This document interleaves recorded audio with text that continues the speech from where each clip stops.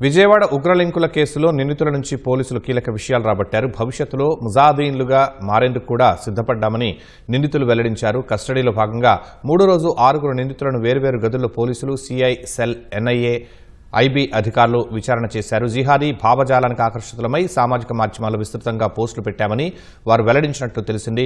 భారత్లో ఇస్లామిక్ రాజ్యాన్ని స్థాపించేందుకు కృషి చేయాలన్న విదేశీ హ్యాండ్లర్ల పిలుపు మేరకు అటు మళ్లినట్లు అధికారులకు వివరించారు. కొన్ని నెలల్లో పాకిస్తాన్కు వెళ్లి ముజాహిదీన్లుగా మారేందుకు నిర్ణయించుకున్నట్లు తెలిపారు. విదేశీ హ్యాండ్లర్లు ఎలా పరిచయమయ్యారు, వారు మిమ్మల్ని ఎలా ప్రేరేపించారు అని నిందితులను పలు రకాలుగా ప్రశ్నించారు. బెనెక్స్ గ్రూప్ను ఎందుకు ఏర్పాటు చేశావు, ఎవరి ఆదేశాలతో చేశావని ఢిల్లీకి చెందిన లక్కీ అహ్మద్పై అధికారులు ప్రశ్నల వర్షం కురిపించారు.